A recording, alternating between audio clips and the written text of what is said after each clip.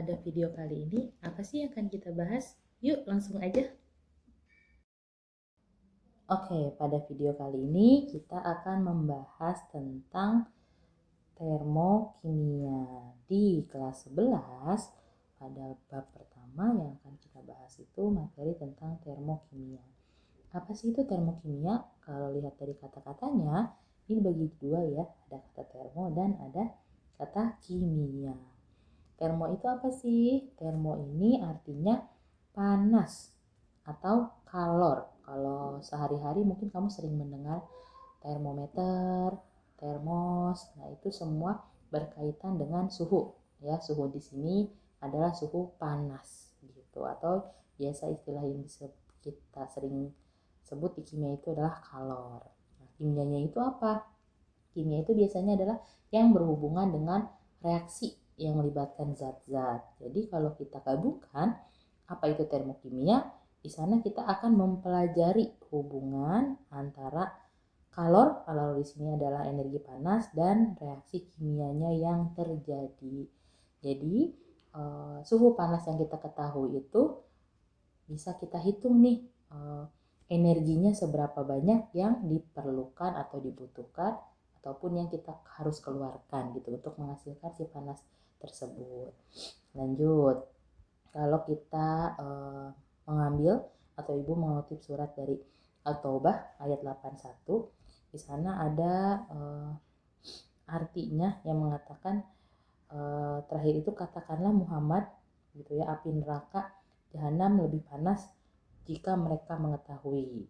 Dari mana sih kita bisa mengetahui api neraka itu jahanam? Kalau kita coba ya, tapi mudah-mudahan kita nggak sampai bisa atau sampai mencoba api neraka jahanam itu ya. Tapi kalau kita lihat di atas, contohnya di sini adalah api unggun. Nah, dari mana sih kita bisa tahu api unggun ini? Nah, ada istilah yang disebut dengan sistem dan lingkungan. Gitu. Sistem itu apa? Sistem ini adalah reaksi atau proses yang sedang menjadi pusat perhatian kita. Pusat perhatian kita di sini berarti adalah si api ini ya, yang terbakar kayunya. Lalu bagaimana dengan lingkungannya? Lingkungan di sini adalah segala sesuatu yang berada di sekitar sistem, yaitu contohnya adalah diri kita sendiri ya, yang berhadapan dengan api unggun tadi begitu. Nah, bagaimana sih kita bisa merasakan panas tadi?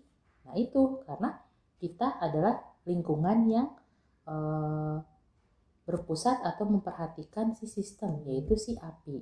Makanya kita dapat merasakan panas dari si api tersebut gitu. Kalau lebih detailnya lagi, jadi kenapa kita bisa merasakan panas itu? Karena di sana ada pertukaran ya. Ada apa ya? Kalau kita lihat di sini, kamu bisa lihat, jadi ada sistem, ada lingkungan. Nah, di kimianya tadi ya, si termo itu adalah mempelajari hubungan antara kalor, energi panas, dan reaksi kimia. Reaksi kimianya itu apa? Ada yang disebut dengan reaksi eksoterm dan ada yang disebut juga reaksi endoterm. Apa sih itu reaksi eksoterm? Reaksi eksoterm itu ketika si sistem melepas kalor atau panas ke lingkungan. Ya, jadi contohnya tadi api unggun tadi ya, itu kan sistemnya. Dia melepas panas sehingga kita bisa merasakan panas itu. Kita itu adalah sebagai lingkungannya, itu disebut dengan reaksi eksoterm, di mana melepas kalor. Jadi nilai delta H-nya atau nilai perubahan entalpinya itu adalah negatif.